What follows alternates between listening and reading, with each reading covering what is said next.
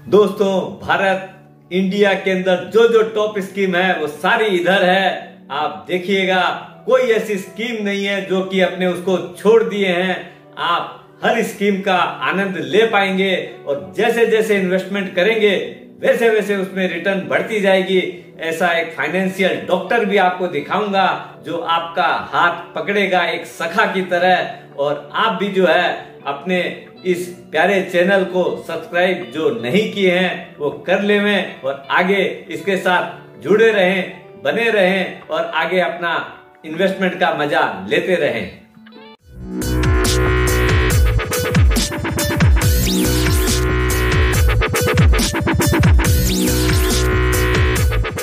सुप्रभात दोस्तों, आप सभी का एसके हेल्थ एंड वेल्थ में स्वागत है। दोस्तों, आज के दिन अपने इंडिया में क्या क्या इन्वेस्टमेंट के ऑप्शन अवेलेबल हैं, कौन सा ऑप्शन अपने लिए सही हो सकता है, उसके ऊपर पूरी चर्चा करेंगे और उसके इन्वेस्टमेंट करने के बाद में अपने कैसे फाइनेंशियल फ्रीडम हासिल करें अपने जीवन में, उसमें भी पूरा डिटेल में बात करेंगे। दोस्तों, जिस तरह अपने जीवन में एक कोई भी डिजीज को ठीक करने के लिए एक मेडिकल डॉक्टर होता है, वैसे ही अपने पोर्टफोलियो को सही रखने के लिए, उसकी सही जांच करने के लिए अपने पास फाइनेंशियल डॉक्टर होना चाहिए। दोस्तों, वेल्थ क्रिएट करने के लिए सबसे पहले जो जरूरी होता है वो आदमी का दिमाग शांत होना चाहिए। आदमी का जो कोर बिजनेस है, वो चाहे अपना सेल्फ एम्प्लॉयमेंट हो, चाहे अपना एम्प्लॉयमेंट हो, कुछ भी हो, उस चीज के अंदर अपने को डिस्टरबेंस नहीं हो और उसके बाद में अपने समय देकर किस ढंग से अपने पोर्टफोलियो को आगे बढ़ाएं, वेल्थ क्रिएट करें, ये आपका एक फाइनेंशियल डॉक्टर ही कर सकता है। ऐसे ही हाथ में, मजबूत हाथों में आपको रहना चाहिए। अगर पोर्टफोलियो बिल्टअप करना है तो उसके अंदर सबसे पहली जो चीज आती है वो अपने कैसे रिटर्न उसमें ज्यादा मैक्सिमम मिल सके। तो इस चीज में अगर जाएं तो म्यूचुअल फंड से ऊपर आज के दिन इंडिया में और कुछ है नहीं, हो नहीं सकता है, क्योंकि लॉन्ग टर्म वेल्थ इसी में क्रिएट हो सकता है। म्यूचुअल फंड का एक ऐसा माध्यम है, उसके अंदर भी एसआईपी से ऊपर और कुछ हो नहीं सकता, क्योंकि ये एकमात्र ऐसा ऑप्शन है जिसमें अपने सेल्फ डिसिप्लिन के साथ में, कॉस्ट एवरेजिंग के साथ में अपने धीरे धीरे स्नेह करके आगे बढ़ते हैं और एक इतनी बड़ी अमाउंट क्रिएट हो जाती है जो आप सोच भी नहीं सकते हैं। क्योंकि जब कंपाउंडिंग इफेक्ट इसमें आता है तो आगे वो कई गुना में परिवर्तित हो जाता है। अब म्यूचुअल फंड में भी बहुत सारी स्कीम्स हैं। लार्ज कैप है, मिड कैप है, स्मॉल कैप है, फ्लेक्सी कैप है, बैलेंस एडवांटेज फंड है, हाइब्रिड फंड है। अब इसमें कौन सी स्कीम के क्या बेनिफिट्स है, उसमें क्या रिटर्न्स मिलने वाली है और अपने किसके क्या फायदे हैं, वो सारे अभी एक एक करके अपने काउंट करते हैं। म्यूचुअल फंड की कोई भी स्कीम आप चूज करें तो सबसे पहली जो क्राइटेरिया होती है वो होती है अपना रिस्क एपेटाइट कैसा है। अगर अपने कितनी रिस्क को डाइजेस्ट कर सकते हैं तभी उसी स्कीम का वैसे ही सिलेक्शन करना चाहिए। दूसरा एक चीज और है, अपने पास कितना समय है, 2 साल है, 5 साल है, 10 साल है, 20 साल है, 30 साल है, कैसा, उसके ऊपर बहुत कुछ निर्भर करता है। पहली स्कीम है लार्ज कैप, जो कि mostly blue chip equity scheme में लगाती है, ब्लू चिप इक्विटी को ही अपने पोर्टफोलियो में रखती है। क्योंकि ब्लू चिप स्टॉक्स है तो वो कंपैरेटिवली बहुत ही कम वोलेटाइल रहते हैं और इसमें धीरे धीरे शांति से अपनी बड़ी कमाई हो सकती है। और एवरेज रिटर्न जो है आपका इन लॉन्ग रन, हम लोग लॉन्ग रन जो है मिनिमम 5 ईयर से पकड़ना चालू करते हैं, जहां पर सिनेरियो 5 साल, 10 साल, 15 साल का रहता है। आपका रिटर्न 10 से 12% का खूब प्रेम से कहीं नहीं जाना है। दूसरी चीज आती है मिड कैप। ये लार्ज कैप की तुलना में थोड़ी ज्यादा वोलेटाइल रहती है। क्योंकि वोलेटिलिटी ज्यादा है तो रिटर्न भी ज्यादा मिलती है, रिस्क भी ज्यादा है और ऑन एन एवरेज इसमें रिटर्न जो है आपका लॉन्ग रन में 12 से 15% कहीं नहीं जाता है। लेकिन इस चीज को थोड़ा कम ही लेना चाहिए लार्ज कैप की तुलना में। तीसरी चीज है स्मॉल कैप। ये एक ऐसी चीज है जो एकदम रोलर कोस्टर राइड की तरह चलती है। जब आदमी का मार्केट ठीक सही बैठता है तो गजब रिटर्न्स देती है, और जब मार्केट टूटता है तो गजब नीचे भी जाती है। इसलिए जो एकदम स्ट्रॉन्ग हट के हों उन्हीं को इसमें ज्यादा एलोकेशन करना चाहिए, अदरवाइज बहुत ही लिमिटेड एलोकेशन इसमें रखना चाहिए। दोस्तों, इसमें जो रिटर्न बैठती है ना वो है 15 से 20% तो कहीं नहीं जाना है। हो सकता है अगर आपका सिनेरियो 15, 20, 25 बरस का हो तो माइट भी मोर देन 20% की एवरेज आराम से आ सकती है, लेकिन स्ट्रॉन्ग हट के साथ। जिन लोगों को ये large cap, mid cap, small cap की कहानी में नहीं जाना है, अलग अलग डिस्ट्रीब्यूशन नहीं करना है, तो उसका सबसे बढ़िया इलाज है एक थाली में, वो है फ्लेक्सी कैप। फंड मैनेजर अपने आप ही उसमें large cap, mid cap, small cap डालता है और अपने हिसाब से अकॉर्डिंग टू सिचुएशन उसको मैनेज करता है। ये भी आज के युग में बहुत अच्छा चल रहा है। तो और कहीं नहीं जाके आप चाहो तो फ्लेक्सी कैप में भी खाली एक्सपोजर ले सकते हो। रिटर्न जो है 12 से 15% का रिटर्न कहीं नहीं जाना है। 5वीं स्कीम आती है बैलेंस एडवांटेज फंड। ये आगे के जमाने में हुआ ही नहीं करती थी, ये आज के युग की कहानी है।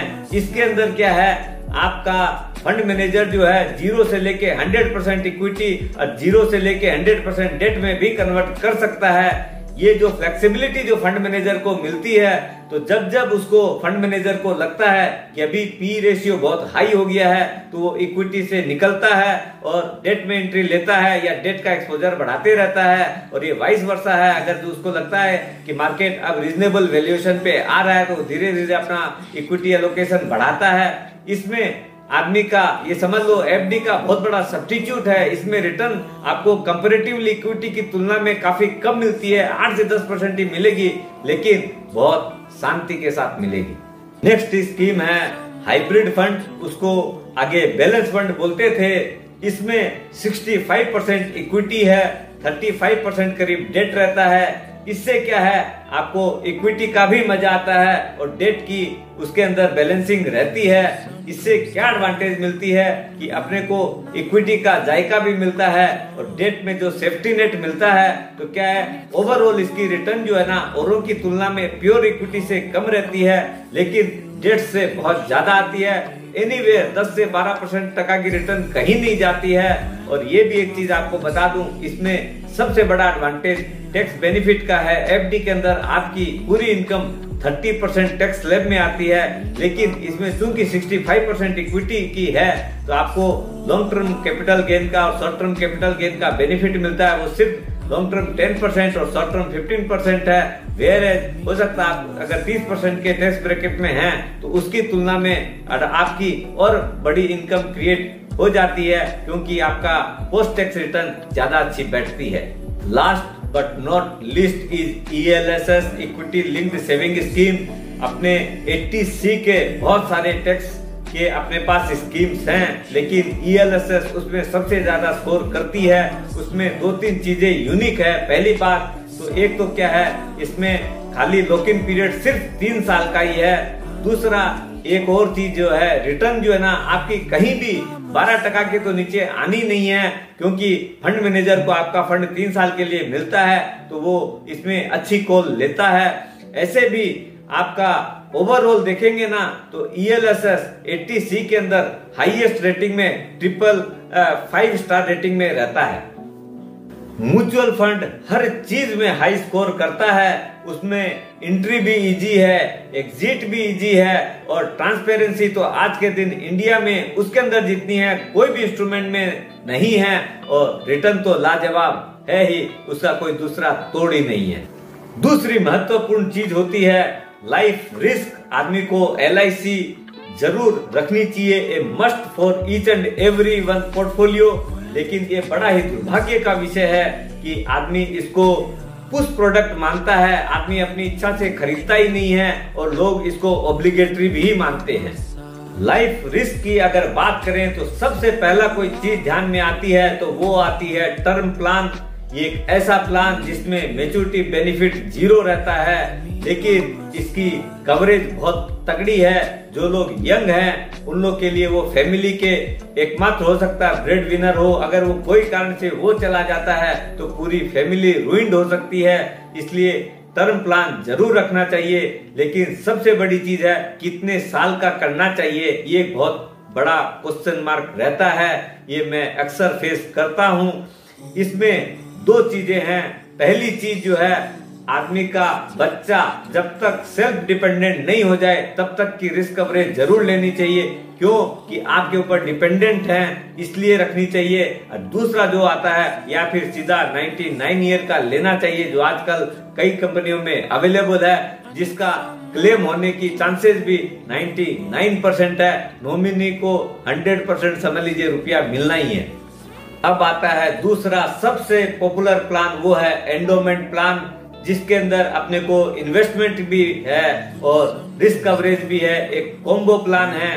लोग कहते हैं कि इंश्योरेंस में आपकी रिटर्न काफी कम मिलती है, लेकिन एक चीज आप सोच के देखिए, जो आप प्रीमियम देते हैं उसके ऊपर 80C का बेनिफिट मिलता है। जो मेच्योरिटी आती है वो 1010D पूरा रुपया टैक्स फ्री मिलता है। तीसरा, इतनी बड़ी रिस्क कवरेज आपको मिलती है। कोई आदमी 1 करोड़ रुपए की करा रखा है, अगर कोई कारण से वो चला जाता है तो फैमिली वालों को तुरंत 1 करोड़ रुपया विथ बोनस मिलता है। उस इंटरेस्ट से भी वो फैमिली आराम से चल सकती है, प्लस एक कैपिटल भी अपने हाथ में आ जाती है। ऐसी चीज और दूसरा इन्वेस्टमेंट कहाँ मिलेगा। कुछ पैसा आदमी का ऐसा भी होना चाहिए जो फुल्ली सिक्योर्ड हो, जहां पर रिस्क 0% हो, क्यों कि रिटर्न जहां रहेगी वहां थोड़ी रिस्क भी रहनी है।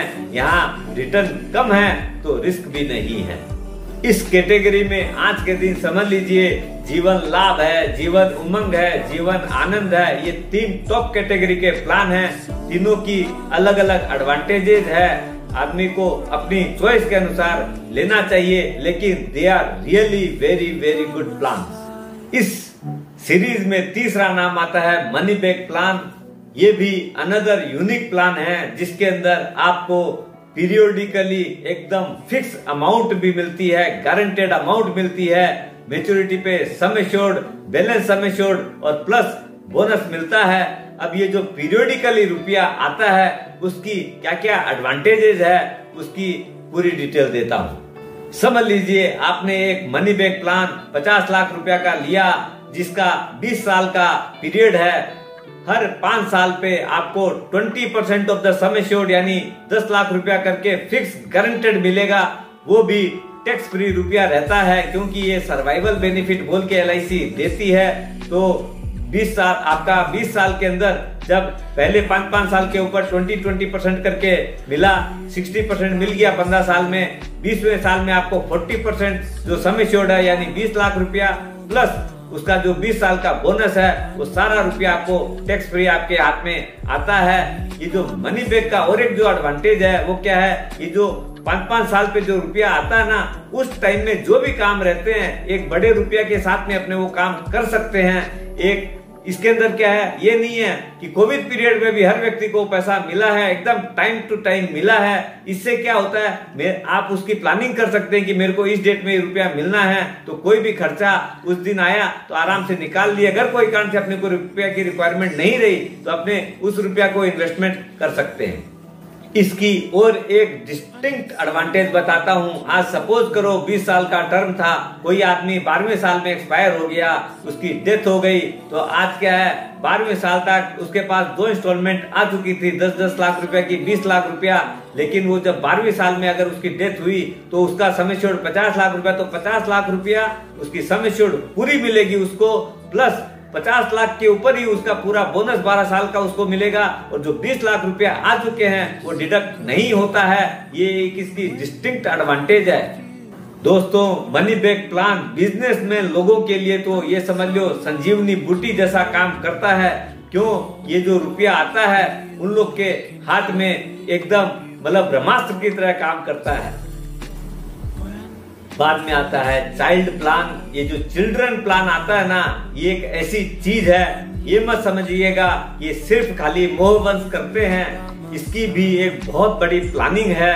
आप सिस्टमेटिक वे में अपने बच्चों को इंडिपेंडेंट भी बना रहे हैं, आप अपनी एसेट वेल्थ भी ट्रांसफर कर रहे हैं, वो भी टैक्स फ्री। और इसके अंदर क्या है, चाइल्ड प्लान में और एक सबसे बड़ी एडवांटेज क्या है, जब भी मनी आनी स्टार्ट होती है, ये जब बच्चा 18 साल का होता है तब शुरू होती है, तो बच्चा मेजर हो जाता है, उसके हाथ में टैक्स फ्री रुपया आता है, एक बहुत बड़ी उसकी अपनी इनकम टैक्स फाइल क्रिएट होनी चालू हो जाती है।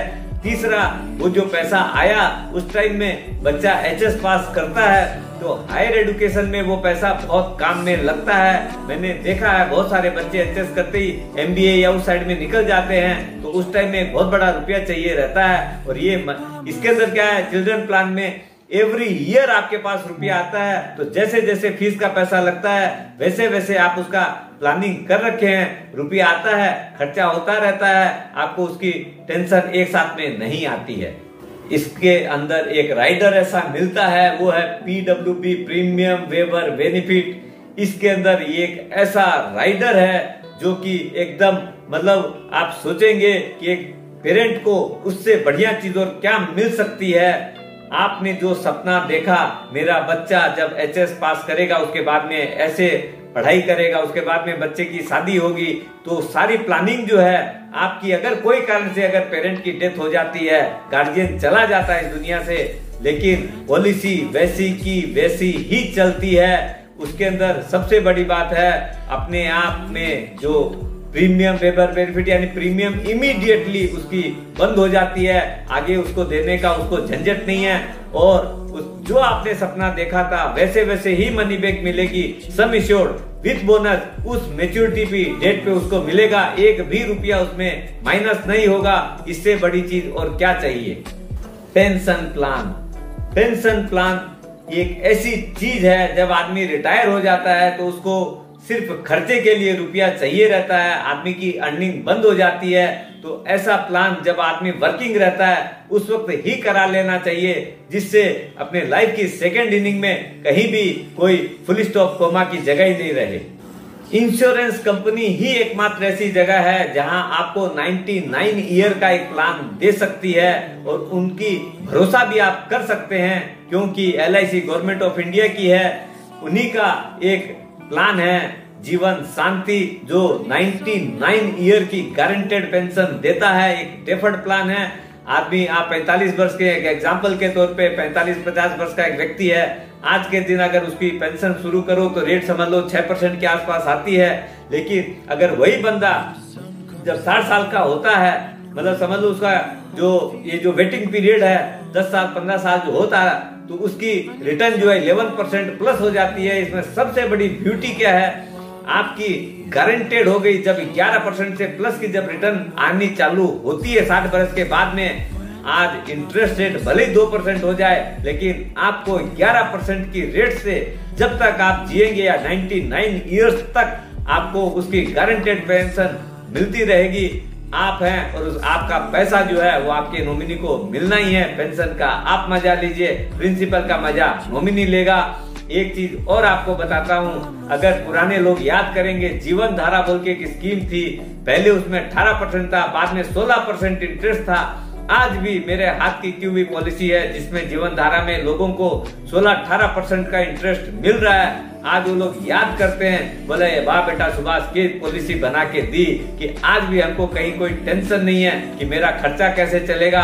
आज भी वो अपने बच्चों को, अपने पोता पोती को, नाता नाती को कुछ न कुछ गिफ्ट उसमें से देते रहते हैं और अपनी सेकंड जीवन को एंजॉय करते हैं।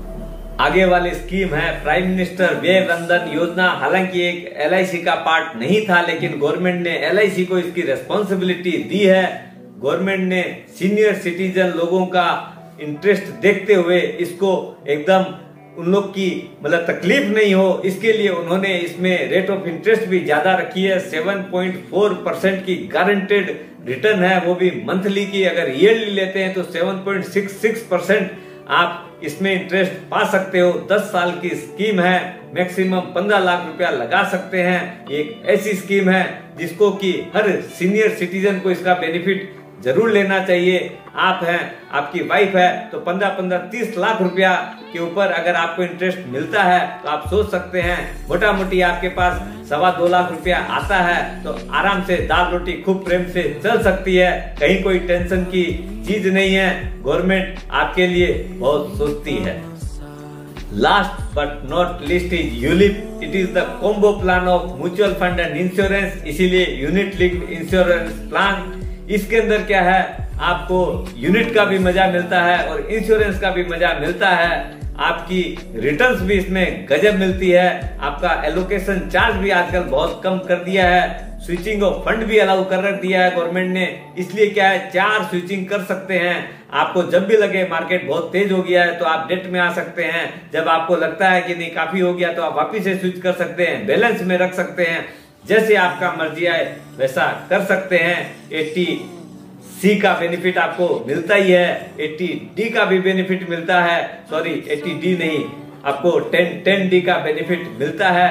तो दोनों चीजें, और क्योंकि म्यूचुअल फंड में आपको 10D का बेनिफिट नहीं मिलता है, इसलिए जो लोग इस दोनों चीज का मजा लेना चाहते हैं कि रिस्क कवरेज भी रहे और आपको रिटर्न भी अच्छी आए, तो उन लोग यूलिप को बहुत अच्छे से परचेज करते हैं और उसका मजा लेते हैं। अगली स्कीम का नाम है फिक्स्ड डिपॉजिट। आज के दिन इंडिया का अगर सबसे बड़ा रुपया अगर कहीं पार्किंग है तो वो फिक्स्ड डिपॉजिट में बैंक्स में पार्क्ड है। क्यों कि आम आदमी उसको सबसे सही मानता है और सबसे इजी टू इन्वेस्ट मानता है। इसलिए बैंकों की एफडी की रेट सबसे कम रहती है। क्यों कि सब कोई जानते हैं कि उनको एफडी करनी ही पड़ेगी, इसलिए वो ज्यादा रेट देते ही नहीं है। लेकिन अपने को चूंकि अपने अब चीजों की जानकारी रखते हैं तो अपने को प्राइवेट एफडी में अपने जा सकते हैं। अपने पास कई ऑप्शन हैं, जैसे HDFC लिमिटेड है, बजाज फाइनेंस है, श्रीराम ट्रांसपोर्ट है, आपका M&M फाइनेंस है। ऐसी जो ट्रिपल रेटेड कंपनी हो उसी में ही करने की जरूरत है। हर कोई कंपनी में करिएगा मत। और जनरली मार्केट रेट से इनमें जो है बैंक की एफडी है उससे 1 से 2% टका की रिटर्न आपको ज्यादा मिल जाती है। तो आपका पोर्टफोलियो का जितनी बैंक में करते हैं उसका कम से कम 10-20% आप यहाँ पर कॉर्पोरेट में लगा सकते हैं, जिससे क्या है आपको थोड़ी सी बेटर रिटर्न मिल सकती है। जिस तरह लाइफ कवर जरूरी है वैसे ही आज के युग में मेडिक्लेम हो गई, पर्सनल एक्सीडेंट हो गई, अपनी फ्लैट है, अपनी दुकानें हैं, गोडाउन है, गुड्स है, सब चीज की रिस्क कवरेज भी बहुत ज्यादा जरूरी है। एक एक करके उनकी डिटेल लेते हैं। इसको GIC बोलते हैं, जनरल इंश्योरेंस कैटेगरी में पहली जो चीज है और सबसे ज्यादा जरूरी चीज है वो है मेडिक्लेम।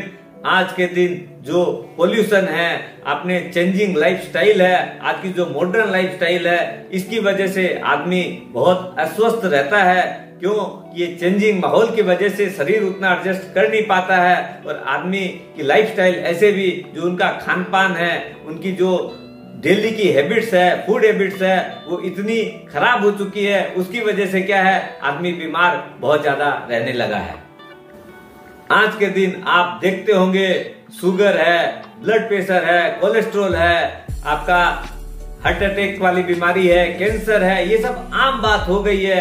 क्यों कि एक भी आदमी उसके अंदर क्या है, आगे बोलते थे early to bed early to rise, लेकिन वो चीजें आजकल रही नहीं है। जितनी लेट सो सके उतना लेट सोना चाहिए, जितना लेट उठ सको उतना लेट उठना चाहिए, ये आज का स्लोगन बन गया है। इसलिए ऐसी स्थितियों में मेडिक्लेम होना बहुत जरूरी है। दोस्तों मेडिक्लेम जो है वो उस चीज की रक्षा करती है। देखिए शारीरिक कष्ट कोई आदमी कम नहीं कर सकता है, डॉक्टर खाली उसको प्रोटेक्ट करता है। लेकिन अगर आर्थिक संकट भी आ जाए तो आदमी की कमर ही टूट जाती है। आज के दिन मेडिक्लेम में आपको ग्लोबल कवरेज, एयर एम्बुलेंस, हर चीज कवर्ड मिलती है। एज लो एज 5 लाख रुपए की से लेके 1 करोड़ रुपए तक की आप रिस्क कवरेज कितनी भी मेडिक्लेम में ले सकते हैं। और ये जरूर लेनी चाहिए अपनी इनकम स्लैब के हिसाब से, जिससे कि अपने प्रोटेक्टेड रहें। क्यों कि अपना क्या है, शारीरिक कष्ट तो अपने सहन कर सकते हैं, लेकिन अगर आर्थिक कष्ट भी आ जाए ना तो भगवान भरोसे है। दोस्तों अपने GIC के सीरीज में दूसरा नाम आता है पर्सनल एक्सीडेंट। लोग पर्सनल एक्सीडेंट में सिर्फ ये समझते हैं कि एक्सीडेंटल डेथ, लेकिन ये सिर्फ डेथ का मामला नहीं है। आपके शरीर का कोई भी अंग प्रत्यंग कहीं भी किसी भी रूप में अगर डैमेज होता है, एज लो एज समझ लो आपकी अगर एक उंगली भी अगर डैमेज होती है तो उसमें 5% कॉस्ट मिलती है। यानी आपको अगर 5% का मतलब 1 करोड़ की है तो 5 लाख रुपया मिलता है। अगर एक पाँव चला गया कोई कारण से तो 50 लाख रुपया, मतलब 50% ऑफ द सम एश्योर्ड। एक आंख चली गई कोई कारण से, अगर एक हाथ चला गया, मतलब सब में 50-50%। अगर दोनों चीज अगर दोनों चली गई तो भी 100% मिलता है। ये बहुत बड़ी रकम, बहुत बड़ा सहारा आदमी को मिलता है। दूसरी और एक बहुत बड़ी चीज पर्सनल एक्सीडेंट में है, वो है अगर कोई आदमी अकार्यक्षम हो जाता है, अपने काम पे नहीं जा पाता है, वो चाहे बिजनेस हो चाहे आप एम्प्लॉयड हो, तो आपको 1% ऑफ द सम एश्योर्ड, यानी अगर आपकी 1 करोड़ रुपए की पॉलिसी है तो आपको 1 लाख रुपया पर मंथ आपको घर बैठे कंपनी भेजती है, वो भी 2 साल तक। और इसके अंदर और भी बहुत बड़ी चीज क्या है, अगर सपोज कीजिए आपका कमरा, कोई आदमी का पाँव इस तरीके से डैमेज हो गया, जा तो नहीं पा रहा है, साथ में आज अगर उस कमरे में ट्रैक्शन लगाने के लिए जो भी व्यवस्था करनी पड़ी, बेड लाना पड़ा, कुछ भी लाना पड़ा, उसका पैसा भी कंपनी देती है, जिससे आपने इसको बोलते हैं remodelling of the room due to illness. ये वाली जो चीज है ना, कहीं और नहीं मिलेगी। इसलिए इस चीज को आपको अपने पोर्टफोलियो में जरूर रखना चाहिए। Premium is also as low as 1 crore के अंदर सिर्फ 10,000 रुपया साल का लगता है। 1,000 रुपया महीना भी नहीं हुआ, 30 रुपया रोज का। इससे सस्ती चीज और क्या मिलेगी, और कितना बड़ा प्रोटेक्शन अपने फैमिली को मिलता है। और एक चीज इसके अंदर और बहुत बढ़िया है, वो है इसके अंदर कोई कारण से अगर एक्सीडेंटली डेथ हो गई किसी व्यक्ति के, अप टू 2 चाइल्ड, आपकी उस बच्चे की जब तक वो 18 साल का नहीं हो जाता है, उसकी टोटल ट्यूशन फीस जो है वो कंपनी बियर करती है, जिससे आपको पैसा तो मिल ही गया परिवार वालों को एक्सीडेंट की डेथ की वजह से, प्लस ये प्रोटेक्शन भी साथ में मिलता है। इससे बढ़िया चीज और क्या हो सकती है। तीसरी इंश्योरेंस आती है प्रॉपर्टी की। अपने पास जो भी जिसकी अपने ओनरशिप करते हैं, वो चाहे फ्लैट हो, चाहे अपना बंगला हो, चाहे दुकान हो, ऑफिस हो, अपनी और भी कोई चीज है, तो उसको इंश्योरेंस अपने को जरूर करानी चाहिए। उससे फायर से है, अर्थक्वेक से है, राइट एंड स्ट्राइक है, ये सब के अंदर एक बहुत बड़ी रकम आदमी को मिलती है। अपने आए दिन वीडियो देखते हैं कि यहाँ आग लग गई, वहां आग लग गई, और वो चीज सुनने मात्र से अपने पूरे शरीर का रोया रोया कांप जाता है। तो सोच के देखिए, सुनने मात्र से होता है, और अगर खुद के ऊपर बीते तो कितना बड़ा नुकसान हो सकता है। कई व्यक्तियों की तो जान ही चली जाती है, इतना बड़ा सदमा वो बर्दाश्त नहीं कर सकते हैं। इसलिए इंश्योरेंस करानी बहुत जरूरी है। जितनी जरूरी अपने उस प्रॉपर्टी की इंश्योरेंस है, उतनी ही जरूरी गुड्स की इंश्योरेंस है।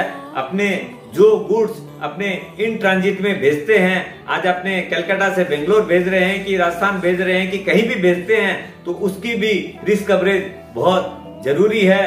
आपने और भी देखा होगा, गोडाउन में है, कहीं भी है, आज उदाहरण किसी से छुपा हुआ नहीं है। नंदा मार्केट है, बागड़ी मार्केट है, ऐसे बहुत सारी अनगिनत ऐसे उदाहरण हैं जहां पर रातों रात आग लग गई, और लोग जो है जहां पर उनका करोड़ों रुपया का सामान उनकी दुकानों में गोडाउन में भरा हुआ था, उसकी वैल्यू रात हो गई, जीरो हो गई, और लोग कहाँ जो करोड़पति थे, अरबपति थे, तुरंत रोडपति बन गए। ये बहुत ही दुखद विषय था, बहुत ही दुख का विषय है। लेकिन आदमी लोग अभी भी उतनी इंश्योरेंस कराते नहीं है। उन लोग को अगर जब कोई नहीं होता है तो लगता है ये पैसे तो फालतू ही जाते हैं, अपने क्यों देते हैं, भगवान न करे, अपने ऐसे ही समझ लो कि वो जा रहे हैं। लेकिन जाने चाहिए, करा के रखिए इंश्योरेंस, फ्यूचर में भगवान न करे जरूरत पड़े, अगर जरूरत पड़ी तो वो बहुत काम आती है। कार इंश्योरेंस ये एक ऐसी इंश्योरेंस है जो कंपलसरी है, इसलिए हर आदमी के पास रहती है। नहीं रखो तो पेनल्टी लग जाती है, इसलिए करानी पड़ती है। नहीं तो इसको भी, जैसे वो सब नहीं कराते, इसको भी नहीं कराते। अगली स्कीम है पीपीएफ इन्वेस्टमेंट के अंदर। आगे लोग बोलते थे ईस्ट और वेस्ट, पीपीएफ इज बेस्ट, क्योंकि आगे और भी आदमी के पास ऑप्शन कम थे, तब लोग पीपीएफ का अकाउंट जरूर खुलाते थे। अब भी खोलना चाहिए, ऐसी बात नहीं है कि उसकी कोई खत्म हो गई है चीजें, लेकिन और ऑप्शन बेटर मिलने लग गए हैं, इसलिए लोग कम करने लग गए हैं। दूसरा, आजकल क्या है, एजेंटों को कमीशन मिलता नहीं है, इसलिए वो लोग भी कोई बोलते नहीं है। तो ऐसे भी, क्योंकि अपने इंडिया में तो क्या है, इन्वेस्टमेंट बोल के करवाना पड़ता है। अपने आप करने वाली जनरेशन अब आने लगी है, आगे वाली तो थी नहीं। अब क्या है, पीपीएफ में जो है सबसे बड़ी एडवांटेज क्या है, उसमें तीनों ई काम करती है, एग्जेम्प्ट एग्जेम्प्ट एग्जेम्प्ट। जब आप पैसा देते हो तो आपको 80C का बेनिफिट मिलता है। जब उसका इंटरेस्ट आता है, जो कि अभी करंटली 7.1% इंटरेस्ट रेट है, वो भी आपका टैक्स फ्री मिलता है। और लास्ट बट नॉट लीस्ट, जब मेच्योरिटी भी होती है तो उसका भी जो रुपया आता है वो भी फुल्ली एग्जेम्प्ट है, इसलिए ये ई कैटेगरी में आता है। बहुत जन आज भी इसके अंदर अच्छा इन्वेस्टमेंट करते हैं और करना भी चाहिए। एक पार्ट इसमें जरूर लगाना चाहिए। जो लोग गवर्नमेंट एम्प्लॉई हैं या कोई भी बड़ी कंसर्न के एम्प्लॉई हैं, उन सब का ईपीएफ होता है, उन लोग का कंपल्सरीली डिडक्शन होके रुपया सेव हो जाता है। लेकिन अपने जो सेल्फ एम्प्लॉयड हैं या जो छोटे कंसर्न में काम करते हैं, उन लोग का ईपीएफ नहीं होता है। तो उन लोगों के लिए पीपीएफ बहुत अच्छा एक माध्यम है अपना retirement safe and secured kitty create करने के लिए। एक बहुत बड़ा रुपया धीरे धीरे कन्वर्ट हो जाता है बड़े रुपयों में। मैक्सिमम लिमिट आपका 1.5 लाख रुपया पर ईयर है। 80C में बेनिफिट मिलता ही है, और क्या चाहिए। आज के युग को गवर्नमेंट ऑफ इंडिया की सबसे बड़ी देन क्या है कि आदमी सेल्फ रिलायंट रहे, सेकेंड इनिंग में उन लोग को दिक्कत नहीं हो। तो नेशनल पेंशन स्कीम बोल के उन्होंने लॉगिन की है। उस स्कीम के अंदर एक एक्स्ट्रा बेनिफिट भी दिया है जो एक्सक्लूसिवली इसी स्कीम में है। वो सेक्शन 80CC(d)(1) के अंदर जो है 50,000 का एक्स्ट्रा बेनिफिट दिया है। और जो एम्प्लॉइज हैं उनको 10% ऑफ सैलरी तक का डिडक्शन मिलता है।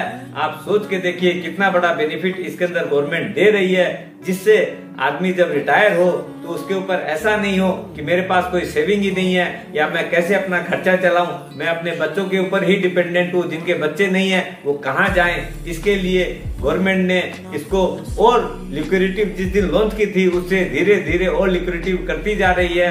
आज के दिन अगर ऑन रिटायरमेंट आपका 60% तक रुपया आप कम्यूट कर सकते हैं, यानी एक साथ में उठा सकते हैं। वो रुपया पूरा टैक्स फ्री रुपया है, इसलिए बैलेंस जो रुपया है उसकी आपकी पेंशन आजीवन चलती रहेगी। इसके अंदर और भी बहुत बड़े फायदे क्या है, गवर्नमेंट और सोचती जा रही है कि कैसे इसको और बेटर किया जाए। इसमें टायर 1 और टायर 2 दो तरह के अकाउंट खुलते हैं। टायर 1 टैक्स बेनिफिट के लिए, टायर 2 जो अकाउंट है वो इन्वेस्टमेंट के लिए है एक्सक्लूसिवली। क्यों कि बहुत जन ऐसे हैं जो लोग जानते नहीं है कि कैसे मार्केट में लगाएं। तो इसलिए क्या है, एक अपना प्राण, इसमें जो जैसे पैन नंबर होता है वैसे इसका नंबर जो आता है प्राण, उसके अंदर अपना क्या है, अपने जीवन में भी प्राण डालता है। ये अपना क्या है, टायर 2 अकाउंट खोलिए। सबसे लो कॉस्ट मैनेजमेंट वाला ये फंड है, इसलिए इसके खर्चे बहुत कम हैं, तो आपकी रिटर्न और ज्यादा बेटर बैठती है। अपना जो लोग सैलरीड हैं उन लोग के लिए तो अच्छी है ही, जिन लोग का अपना और कोई चीज नहीं है उन लोग के लिए तो ये आगे जाके बहुत बड़ी संजीवनी बूटी जैसे काम करने वाली है। सबसे बड़ी बात क्या है, ये बहुत ही वेल रेगुलेटेड है। इसमें इक्विटी है, गवर्नमेंट के बॉन्ड्स हैं और कॉर्पोरेट बॉन्ड्स हैं, जिससे क्या है आदमी जैसे जैसे उम्र बढ़ती है वैसे वैसे इक्विटी का एक्सपोजर कम होता जाता है, बॉन्ड की तरफ उसका एक्सपोजर बढ़ते जाता है, जिससे कि आपकी रिस्क कम होती जाए और आपको आगे जाके रिस्क ये नहीं हो बोला जब मैं रिटायर हो रहा हूं उस वक्त उसके अंदर जो है फंड इक्विटी में पूरा था और मार्केट गिरा हुआ है तो आपकी पेंशन बहुत कम हो जाएगी। इसलिए सरकार ने वैसा ही इसको डिजाइन किया है कि जैसे जैसे आपकी उम्र बढ़ेगी एसेट एलोकेशन वैसे वैसे ऑटोमेटिक चेंज होता जाता है, जिससे कि आप सेफ बने रहें। अब आज की बिटिया लोगों के लिए, फीमेल चाइल्ड के लिए गवर्नमेंट ने एक नई स्कीम और लॉन्च की है, सुकन्या समृद्धि स्कीम। इसके अंदर उनका स्लोगन है बेटी बचाओ बेटी बढ़ाओ बेटी पढ़ाओ। इससे अच्छी चीज और क्या हो सकती है कि उनको सेल्फ डिपेंडेंट बनाए और उनको आगे के जीवन में दिक्कत नहीं आए, पेरेंट के ऊपर वो बेटियां बोझ न रहे। इसलिए गवर्नमेंट ने ये स्पेशल स्कीम चालू की है। मिनिमम आपका 250 रुपया है, मैक्सिमम 1.5 लाख रुपया, वो भी 2 बच्ची तक आप अकाउंट ओपन कर सकते हैं। और मैक्सिमम एज जो है वो 10 साल की है, उसके अंदर अंदर आपको बच्ची होनी चाहिए, तब आप अकाउंट खोल सकते हैं। अपना 21 साल का आपका डेट ऑफ ओपनिंग से उसकी मेच्योरिटी डेट रहती है, या बच्ची की जब भी शादी हो 18 बरस के बाद में, उस दिन आप पूरा रुपया उसमें निकाल के बेटी की शादी में लगा सकते हैं, या फिर उसको आगे पढ़ाना है तो उसके लिए भी आप उसमें से 50% रुपया विड्रॉ कर सकते हैं, जिससे कि वो आगे पढ़ाई कर सके। पूरी इंडिया में गार्जियंस को बढ़ावा देने के लिए जो पीपीएफ की इंटरेस्ट रेट रहती है उससे भी 0.5% ज्यादा रेट ऑफ इंटरेस्ट इसमें देती है, और पूरा रुपया के जो इंटरेस्ट आता है वो पूरा टैक्स फ्री है। आप सोच के देखिए, आज के दिन 7.6% टैक्स फ्री रिटर्न, ये एक मात्र स्कीम है जिसके अंदर इतनी हाई रिटर्न गार्जियंस लोगों को मिलती है।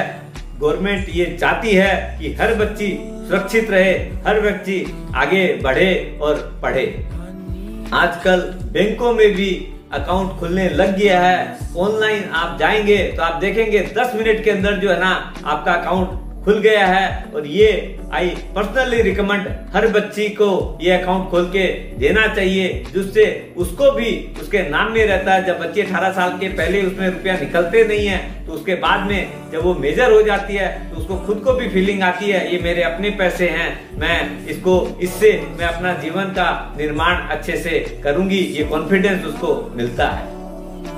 अगली स्कीम का नाम है gold bond, sovereign gold bond. ये जो बॉन्ड्स हैं गवर्नमेंट ने, इसमें भी लोगों का रुपया जो प्योर सोना नहीं मिलता है, लोगों को फिजिकल गोल्ड में वो रुपया होल्डिंग हो जाता है, रुपया सीधा लॉकर में जमा हो जाता है, इकोनॉमी में वो रुपया प्रोग्रेस नहीं कर पाता है। इस चीज की मानसिकता को बदलने के लिए गवर्नमेंट ने एक नई चीज लॉन्च की है, वो है सोवरेन गोल्ड बॉन्ड। इसके अंदर क्या है, गवर्नमेंट वो पुराना जो भी सोना है वो निकाल देना चाहिए, निकाल के उस सोने को जो है अपने को गला के उतना ही रुपया सोने में लगा देना चाहिए। तो अपने को क्या है, घर बैठे 2.5% 2.5% की अर्निंग भी होने लग जाती है। प्लस जो फिजिकल गोल्ड है उसको रखने की भी रिस्क है, उसको रखो लॉकर में तो उसका भी रेंट देना पड़ता है, यहाँ पर कोई रेंट भी नहीं लगता है। प्लस उसके अंदर जो लॉन्ग टर्म कैपिटल गेन है वो भी फुल्ली एग्जेम्प्ट है। आपका प्योरिटी के साथ में, सेफ्टी के साथ में इन्वेस्टमेंट हो रहा है, और देश के प्रोग्रेस के अंदर ये रुपया जुड़ता है, और आपको जैसे सोने का भाव बढ़ता है वो एप्रिसिएशन भी मिलता है। प्लस फिजिकल गोल्ड के अंदर अपना वो प्योरिटी सही रहती नहीं है, प्लस मेकिंग चार्ज भी लगती है, उन सब खर्चों से आपको मुक्ति मिल जाती है और आपका एप्रिसिएशन और ज्यादा होता है। अगले इंस्ट्रूमेंट का नाम है नॉन कन्वर्टेबल डिवेंचर, एनसीडी। ये समय समय पर अच्छी अच्छी कंपनियां इसका बॉन्ड लेके आती है। वो क्या है, अपने गवर्नमेंट ऑफ इंडिया भी लेके आती है, प्लस प्राइवेट सेक्टर में जो बड़े नाम हैं, टाटा है, L&T है, M&M है, मुथूट है, मन्नापुरम है, ऐसी बहुत सारी कंपनियां हैं जो समय समय पे एनसीडी लाती है। तो इसके अंदर इन्वेस्टमेंट करने से कई फायदे क्या है, सबसे बड़ा बेनिफिट तो क्या है, इन लोग जब भी एनसीडी लेके आती हैं, जो मार्केट में एफडी रेट रहती है गवर्नमेंट की, बैंक की, उससे इन लोग करीब करीब 1-1.5% ज्यादा इंटरेस्ट रेट मिलता है। एक तो दूसरा और एक सबसे बड़ा एडवांटेज क्या है, जो लोग बड़ा रुपया लगाना चाहते हैं ना, ऐसे उनका टीडीएस कट जाता है तो अपने हाथ में रुपया कम मिलता है। इसके अंदर सपोज करो कोई आदमी 1 करोड़ रुपया लगाया, अगर इंटरेस्ट रेट 8% भी है तो 8 लाख रुपया हुआ, 8 लाख रुपया के ऊपर 10% टीडीएस कट जाता है, 80,000 रुपया, तो आपके हाथ में तो 7,20,000 रुपया ही आया, लेकिन उसमें पूरा का पूरा 8 लाख रुपया आपके अकाउंट में घुसता है। तो आप वो पैसों से भी अगर चाहें तो अगर फर्दर अर्निंग करें तो ज्यादा कंपाउंडेड यील्ड अच्छी बैठती है। प्लस नहीं हो तो अगर खर्च करते हैं तो आपके हाथ में ज्यादा रुपया रहता है तो आप खर्च आराम से कर सकते हैं। लेकिन एक चीज का विशेष ध्यान रखिएगा कि जब भी लें AAA रेटेड ही बॉन्ड्स लें, या ऐसी कंपनियों का लें जिसका पेरेंटल बहुत ज्यादा स्ट्रॉन्ग हो। जैसे मैंने आपको बताया, एक और ये जो कॉर्पोरेट्स हैं, नामी कॉर्पोरेट्स हैं, उन लोग जल्दी से अपनी गुडविल खराब नहीं करने देते हैं, लेकिन फिर भी अपना एक स्मॉल पोर्शन ही इन सब रुपयों में, इन इंस्ट्रूमेंट में लगाना चाहिए। क्यों कि नहीं तो क्या होता है कि अगर कोई काम से कुछ खराब हो जाए तो दिक्कत आती है। दोस्तों, अगला स्कीम इंस्ट्रूमेंट का नाम है एनसीडी, नॉन कन्वर्टेबल डिवेंचर्स। ये डिवेंचर्स जो हैं समय समय पे इंडिया में आपकी जो बड़े बड़े कॉर्पोरेट्स हैं उन लोग भी लॉग इन करते हैं। प्लस गवर्नमेंट ऑफ इंडिया के भी जैसे पीएफसी है, आपका आरईसी है, इनके भी एनसीडी आती है। वो सब एनसीडी आप ले सकते हैं। ध्यान रखिएगा, जहां तक हो AAA रेटेड ही एनसीडी लीजिएगा। इसके अंदर क्या है, अपने को कई एडवांटेजेस है। पहली एडवांटेज तो क्या है, जो भी बैंक एफडी की रेट रहती है उससे 1 से 1.5-2% ज्यादा इंटरेस्ट रेट मिलती है। दूसरा, अपने को टीडीएस नहीं कटता है, तो उससे क्या है, अपने पास डिस्पोजेबल जो अर्निंग है वो ज्यादा मिलती है। समझ लो 1 करोड़ रुपया है, कोई आदमी लगाया, 8% का इंटरेस्ट रेट है, 8 लाख रुपया है, तो इसके अंदर क्या है, अपने अगर वहां रहेगा तो 10% आपका टीडीएस कट जाता है, तो आपके हाथ में 7,20,000 रुपये ही आया। लेकिन इसके अंदर क्या, पूरा 8 लाख रुपया आपके हाथ में आएगा। अगर आप खर्च करते हैं तो भी आपके पास 80,000 रुपया ज्यादा खर्च कर पाएंगे। और अगर आपके पास अगर री इन्वेस्ट करना है तो आपको 8 लाख रुपया के ऊपर आप इन्वेस्ट कर पाओगे, तो और ज्यादा कंपाउंडिंग यील्ड ज्यादा आपकी अच्छी बैठती है। प्लस इसके अंदर क्या है, मार्केट में लिस्टेड रहते हैं तो आपके पास लिक्विडिटी भी आ जाती है। आप जब चाहे तब उनको बेच के रुपया भी खड़ा कर सकते हैं। प्लस और भी ऐसे कई बेनिफिट है जो एनसीडी में मिलते हैं। मन्नापुरम है, मुथूट है, आपका एलएनटी है, टाटा है, एम&एम है, ये सब बहुत सारी कंपनियां हैं जो समय समय पर एनसीडी लेके आती है। तो ध्यान देके इन सबको ले सकते हैं। 10 से 20% पोर्टफोलियो का पैसा लगाएं तो कोई हर्जा नहीं है। अगली चीज है अपना ओल्ड सिस्टम, वो है पोस्ट ऑफिस। उसमें बहुत सारी स्कीमें हैं जो हालांकि आजकल डिफंक्ट हो गई है, लेकिन फिर भी क्या है, गांव वाले लोग जो हैं या बहुत लोग जो आज भी पुराने जमाने के हिसाब से जी रहे हैं, उन लोग आज भी पोस्ट ऑफिस में रुपया लगाते हैं। उस पोस्ट ऑफिस की स्कीम में सबसे पहला नाम आता है सीनियर सिटीजन सेविंग स्कीम। ये जो स्कीम है 5 ईयर की रहती है। आज के दिन 7.4% उसका क्वार्टरली इंटरेस्ट रेट आता है।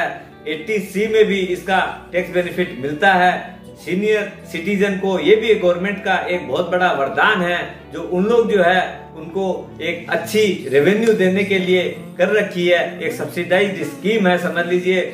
इसमें भी हर सीनियर सिटीजन 15 लाख रुपया तक की लिमिट है, लगा सकता है। एक फैमिली में हस्बैंड वाइफ लगाए तो 30 लाख रुपया तक लगा सकता है। एक अच्छी अमाउंट उनके हाथ में आए, उनका खर्चा चल सके, इसलिए गवर्नमेंट सीनियर सिटीजन को हेल्प के लिए या समझ लीजिए उनका मदद करने के लिए काम कर रखी है। एनएससी, आज के दिन मेरे ध्यान से पोस्ट ऑफिस में लगाने वाला कोई व्यक्ति ऐसा नहीं है जो एनएससी को नहीं जानता है। एक टाइम था 25 साल 30 साल पहले, जब मतलब टैक्स सेविंग का मतलब ही एनएससी दिमाग में आता था।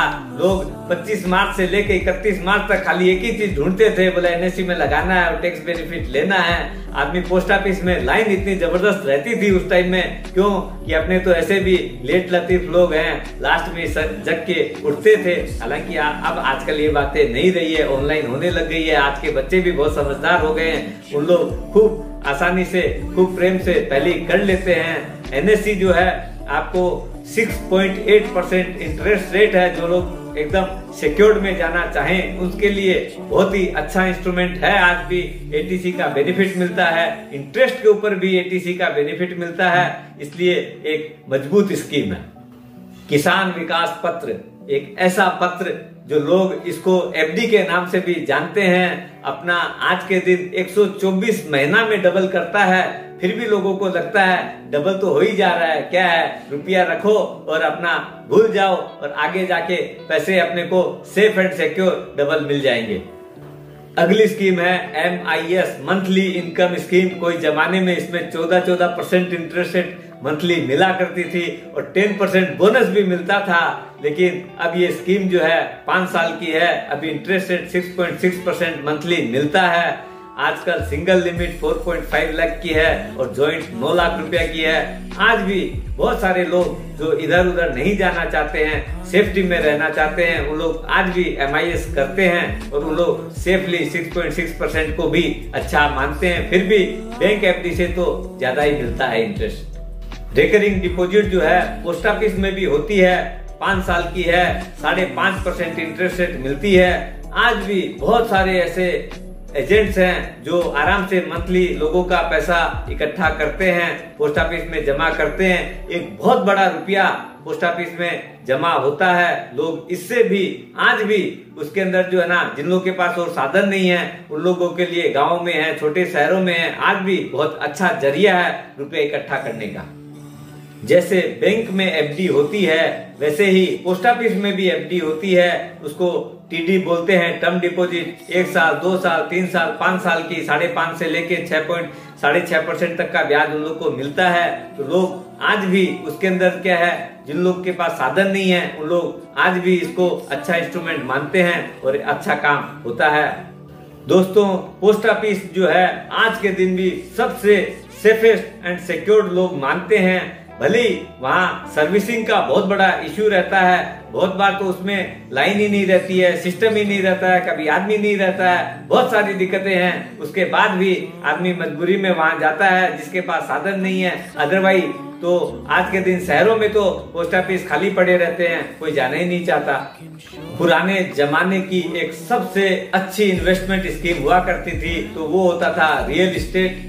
आदमी के पास उस टाइम में 2 ही चीज थी, या तो जगह ले लो या सोना ले लो, क्यों कि और चीजें अवेलेबल ही नहीं हुआ करती थी। आज भी बहुत सारे जो परिपाटी पुरानी परिपाटी में चल रहे हैं उन लोग रियल एस्टेट में लगाते हैं। हमारे हिसाब से तो रियल एस्टेट में क्या है, अपने रहने का, चाहे बंगलो हो, मकान हो, चाहे फ्लैट हो, कुछ भी हो, एक होना चाहिए अपनी खुद की एक, जो अगर बिजनेस करते हैं तो बैठने की जगह होनी चाहिए। वो चाहे ऑफिस हो, चाहे अपना शॉप हो, चाहे कुछ भी हो, वो अपना होना चाहिए। उसके बाद में रियल एस्टेट में आज के दिन रिटर्न ही नहीं है, क्योंकि जब से ये सब चीजें, देखिए आगे क्या है, रियल एस्टेट में क्या था कि कैश रुपया का इन्वेस्टमेंट लग जाता था, अब वो सब चीजें खत्म हो गई है। इसलिए क्या है, रियल एस्टेट में वो रिटर्न्स भी खत्म हो गई, और ऐसे भी इतने ज्यादा रियल एस्टेट में कंस्ट्रक्शन होने लग गए हैं तो उसके अंदर क्या है, एप्रिसिएशन की गुंजाइश ही बहुत कम रह गई है। तो लेकिन फिर भी बहुत लोग ऐसे हैं जो उसको सेफ मानते हैं। एक आदमी इनके 2-2, 4-4, 5-5 फ्लैट पड़े हुए हैं, भाड़ा में चल रहे हैं, भले ही उसकी रिटर्न 1-1.5%, 2% भी नहीं आती है, लेकिन वो उन रुपयों को सेफ मानते हैं, इसलिए उसमें इन्वेस्टमेंट करते हैं।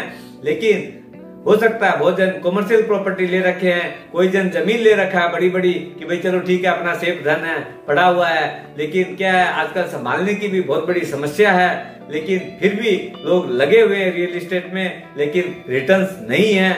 मैं तो पर्सनली रिकमेंड नहीं करता हूं कि कोई आदमी इन्वेस्टमेंट के ध्यान से रियल एस्टेट ले, लेकिन अपने रहने के लिए तो लेना भी चाहिए, और जरूर वो चाहे उसकी कीमत कुछ भी हो, और अपना व्यवसाय के लिए भी अपनी जगह रहनी चाहिए।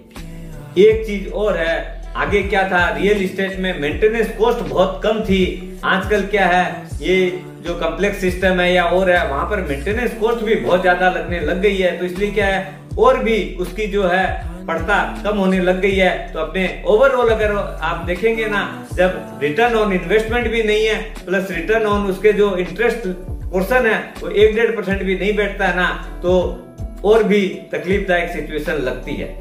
अगली स्कीम है demat and share trading account. आज के दिन की जो जनरेशन है, प्लस अभी जब से कोविड पीरियड आया था बहुत लोगों ने अकाउंट खोले हैं, उन लोग अभी डीमेट अकाउंट में जा रहे हैं, प्लस आगे भी लोग खोलते थे।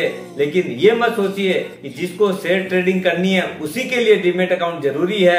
आज के दिन बहुत सारे ऐसे इंस्ट्रूमेंट है जो फिजिकल मिलने बंद हो गए हैं। आजकल अब धीरे धीरे लगता है आगे आने वाला समय हर चीज आपका ऑनलाइन ही होने वाली है। जितनी ऑनलाइन होने वाली चीज है उसका जो चीज आएगी, जो एसेट आएगा, वो डीमेट में ही आपको स्टोर करना पड़ेगा, डिजिटली ही स्टोर करना पड़ेगा।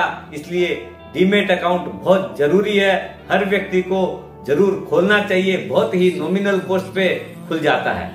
आजकल आप देखते होंगे गोल्ड बॉन्ड है, आईपीओ है, चाहे और कोई भी चीज हो, बिना डीमेट अकाउंट को आपको मिलती नहीं है। एनसीडीज है और भी बहुत सारे बॉन्ड हैं। इवन आपका आजकल तो जो इंश्योरेंस की पॉलिसी है वो डिजिटल ही आती है, आपकी ऑनलाइन ही आती है। प्लस आपका इधर में जो रजिस्ट्री हो रही है, प्लस और ये सब चीज डिजिटली है।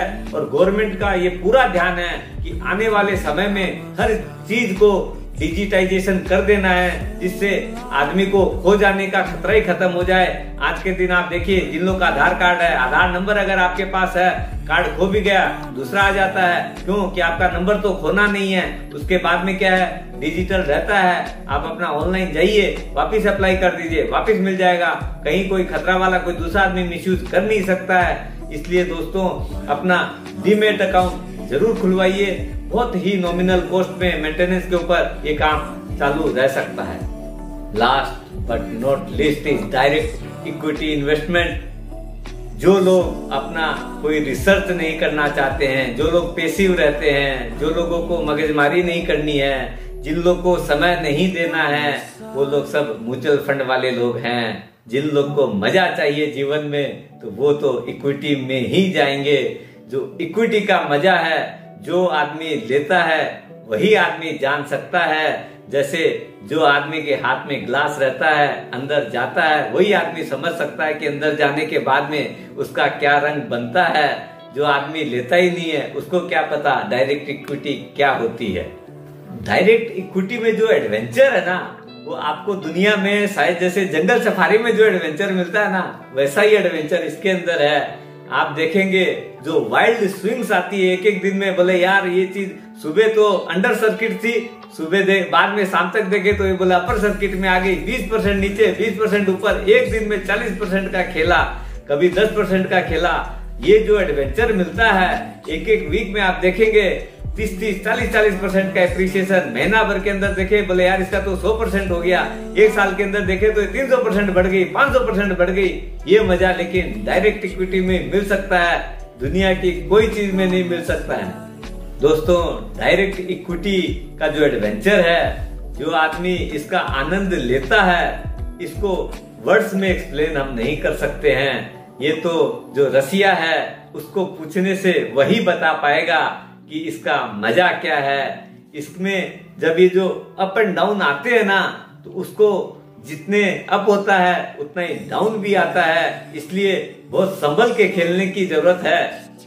दोस्तों, जब अपने मिलते हैं, इकट्ठा होते हैं, पार्टियों में एक साथ में रहते हैं, जब लोग बोलते हैं, अपनी अपनी टिप देते हैं, इसके अंदर खबर है, इसके अंदर ये तो ऐसे जाने वाली है, आगे क्या लगता है, ये सब जो चीजें बात करने में आप देखेंगे, बात करते करते कब 1.5, 2 घंटा, 4 घंटा बीत जाती है, पता ही नहीं चलता है। ये जो आदमी शेयर बाजार का काम करता है, डायरेक्ट इक्विटी में डील करता है, वही इस मैटर पे बात कर सकता है, नहीं तो चेहरे भले ही देखते रह जाओ। दोस्तों, डायरेक्ट इक्विटी की ये जो वॉलेटिलिटी है, हर आदमी को डाइजेस्ट कर नहीं सकता है, इसलिए दोस्तों बहुत संभल के इस बाजार में आना चाहिए। अगर आए हैं तो कुछ चीजों को अपने अनुभव से कुछ बातें आपको बोलूंगा। अगर उसमें जो लोग नए हैं उनको बोल रहा हूँ, पुराने लोग तो सब जानते ही हैं, फिर भी अपनी आदत से मजबूर हैं, वो छोड़ नहीं सकते हैं, करेंगे, सोचते बहुत कुछ है, करते वही है, बाद में भी बोले यार क्या करे, ऐसा हो गया। कुछ पॉइंट जो मैं शेयर करना चाहूंगा डायरेक्ट इक्विटी के बारे में। दोस्तों, जो भी पैसा लगाएं वो आपका अपना होना चाहिए, उसके अंदर उधार खाते बाजार में लेके ब्याज में कभी नहीं लगाना चाहिए, और वही पैसा अपना भी लगाना चाहिए जिसकी वैल्यू अगर 0 भी हो जाए तो आपके तन पे, मन पे, पोर्टफोलियो पे कहीं कोई दिक्कत नहीं आए, उतना ही पैसा इसमें लगाना चाहिए। टिप्स जितना सुख देती है उसके स्टॉक्स उससे ज्यादा दुख देते हैं, इसलिए दोस्तों जब भी लगाएं फंडामेंटली क्वालिटी स्टॉक्स में लगाएं, अपना जो समझ लीजिए टॉप निफ्टी 50 के स्टॉक्स में ही लगाएं, तो आप बहुत हद तक से बने रहेंगे। दोस्तों, ट्रेडिंग जो है ना वो गजब की रिटर्न्स देती है अगर आपका स्टॉक सिलेक्शन सही है और आपके पास होल्डिंग कैपेसिटी है। क्यों कि बाजार 2-4 दिन 5 दिन चलता है, 2-4-5 दिन घटता है। अगर सपोज करिए आपने घटते टाइम में पहले दिन ही ले लिया और 5 दिन तक अगर माइनस में रहा, तो आपका हो सकता है स्टॉक 5-7-10% टूट गया। अगर आपके पास होल्डिंग कैपेसिटी नहीं है तो बहुत तगड़ा नुकसान में काटना पड़ता है। आज का स्टॉक ब्रोकर जो है आपसे पूछता भी नहीं है, ऑटोमेटिक काट देता है जब T+5 होता है। दोस्तों, डायरेक्ट इक्विटी में काम करना है तो आपकी रिसर्च बहुत स्ट्रॉन्ग होनी चाहिए, पेशेंस भी जबरदस्त होना चाहिए। उसके कई एग्जांपल मैं आपको दे सकता हूँ। HDFC बैंक 1994 में 10 रुपया पेड का शेयर 1000 रुपया में दिया था, जिसके पास 100 शेयर आए थे। आज के दिन अगर वो होल्ड करता है तो बोनस, स्प्लिट और सारी चीजों को लेके आज के दिन 1 करोड़ रुपया से ऊपर का पोर्टफोलियो 1000 रुपया का बन गया है। इन्फोसिस 90 रुपया में शेयर दिया था, जिसके पास 100 शेयर था 9000 रुपया का, आज के दिन पोर्टफोलियो 3 करोड़ रुपया से ऊपर का है। कोटक बैंक है, सन फार्मा है, HDFC लिमिटेड है। I can count n number of ऐसे फंडामेंटल साउंड शेयर्स आपको गिना सकता हूं, जिसके अंदर आपको इतना जबरदस्त रिटर्न मिला है लॉन्ग टर्म में। लेकिन वही वाली बात है, क्वालिटी चीज लेनी चाहिए, अच्छा ग्रुप का शेयर लेना चाहिए और उसको होल्डिंग भी एकदम जैसे अपने सोना तिजोरी में लेके रख देते हैं, ये भी सोने से कम नहीं है, बल्कि उससे भी एक कैटेगरी ऊंची की चीज है। फिर आप देखिए कैसे सोना बरसता है, क्यों कि सोना तो अंडा दे नहीं सकता, ये जो शेयर है ना बहुत सारे अंडे भी देता है। क्यों कि हर साल आजकल तो क्वार्टर ऑन क्वार्टर आपको डिविडेंड मिलता है। आपका जब देखो पहले 10 रुपया का शेयर था, स्प्लिट होता है तो उसके बाद में आपके नंबर ऑफ शेयर बढ़ जाते हैं, उसके बाद में बोनस देता है तो फिर एक पे एक बोनस आया, एक पे 2 बोनस आया, फिर उसकी क्वांटिटी बढ़ जाती है। फिर देखा कोई डीमर्जर हो गया तो दूसरा उसका बच्चा आपके पास आ गया, फिर देखे बच्चा उन्नति किया, उसके अंदर भी डीमर्जर आ गया, फिर उसकी बढ़नी चालू होगी। तो यू कैन सी इतनी सारी चीजें उसमें अंडे आ सकते हैं। आप देखेंगे आपके पास तो एक ही मुर्गी थी, फिर देखे बोले ये तो पूरा फार्म हाउस ही भर गया मुर्गियों से। दोस्तों जब अपने इन्वेस्टमेंट की बात करते हैं तो एक चीज जो सबसे पहले दिमाग में आती है वो रहती है कि अपना पैसा सिक्योर्ड भी रहे और उसमें कोई डिफॉल्ट रिस्क 0 हो। तो ऐसा एक इंस्ट्रूमेंट और इवन उसमें सोवरेन गारंटी भी हो तो एकमात्र ऐसी चीज है वो है RBI बॉन्ड या GOI bond, government of India bond. ये बॉन्ड का टेन्योर 7 इयर्स है, इंटरेस्ट नॉन क्यूमुलेटिव हर 6 महीना पे अपने अकाउंट में ऑटोमेटिक आ जाता है। 1 जनवरी और 1 जुलाई साल का पहला दिन ही जो है ना कमाई के साथ चालू होता है। इंटरेस्ट रेट जो है एवरी क्वार्टर RBI सेट करती है और अभी करंटली जो रेट है वो है 7.15%। बॉन्ड 7 साल का है, लेकिन जो सीनियर सिटीजन है यानी 60 साल से 70 साल के जो व्यक्ति हैं वो चाहें तो 6वें साल भी विड्रॉ कर सकते हैं। जो लोग 71 to 80 इयर्स के हैं वो 5th ईयर में भी विड्रॉ कर सकते हैं और जो लोग मोर देन 80 इयर्स हैं वो इवन अगर पैसों की रिक्वायरमेंट है तो 4 साल बाद भी रुपया विड्रॉ कर सकते हैं। सबसे मजे की बात है आज के दिन आप फिजिकल हो चाहे डीमेट दोनों फॉर्म में आप इसमें इन्वेस्टमेंट कर सकते हैं। अब इन्वेस्टमेंट कौन कौन कर सकता है? पहले को तो इंडिविजुअल कर सकता है, अपने माइनर के नाम भी थ्रू गार्जियन इन्वेस्टमेंट कर सकते हैं, HUF के नाम से भी इन्वेस्टमेंट हो सकता है, सिर्फ NRI लोग इसमें इन्वेस्टमेंट नहीं कर सकते। आप जॉइंट भी नाम में इन्वेस्टमेंट कर सकते हैं विथ नॉमिनेशन, और नॉमिनेशन अवश्य करना चाहिए, इस बात को कभी नहीं भूलना चाहिए। मिनिमम इन्वेस्टमेंट अमाउंट सिर्फ 1000 रुपया है और ऊपर की कोई लिमिट नहीं है। बैंक के अंदर भी गारंटी सिर्फ 5 लाख रुपया तक की है, लेकिन यहाँ पर सोवरेन गारंटी है, इसलिए आपका कभी रिस्क हो ही नहीं सकता। आप चाहे तो प्राइवेट बैंक के थ्रू भी इन्वेस्टमेंट कर सकते हैं। HDFC bank, ICICI bank, axis bank सब कोई इन्वेस्टमेंट करवाते हैं, और चाहो तो PSU बैंक भी ऑथराइज्ड है, लेकिन चेष्टा करके प्राइवेट में करिएगा क्योंकि PSU वालों की उतनी सर्विस अच्छी नहीं मिलती है। अपने जहां कंपनियों में बैंक में FD कर सकते हैं वहीं पे एक एवेन्यू और है, वो है स्मॉल फाइनेंसेस बैंक्स। इसके अंदर जो है ना आपका जो जनरल जो बैंक्स में जो इंटरेस्ट रेट मिलती है उससे 1 से 1.5% ज्यादा रहता है, इसलिए इसमें भी आप कुछ रुपया लगा सकते हैं। ये स्मॉल फाइनेंस बैंक्स नए युग की बैंकें हैं, जैसे AU स्मॉल फाइनेंस बैंक, जाना स्मॉल फाइनेंस, उज्जीवन है, इस तरह की कई बैंकें हैं जिसके अंदर आप चाहो तो इन्वेस्टमेंट कर सकते हो। अब जब इन्वेस्टमेंट की बात है और अपने अगर सोना ही नहीं खरीदे तो क्या खरीदे? गोल्ड में जब इन्वेस्टमेंट करते हैं तो सबसे पहले जो चीज आती है वो है फिजिकल गोल्ड। दोस्तों सोना हर घर में मिलेगा आपको। अगर लेडीज के पास अगर अपने ज्वेलरी खरीद के अगर नहीं दिए तो ये समझ लीजिए कि आपका जीवन व्यर्थ है।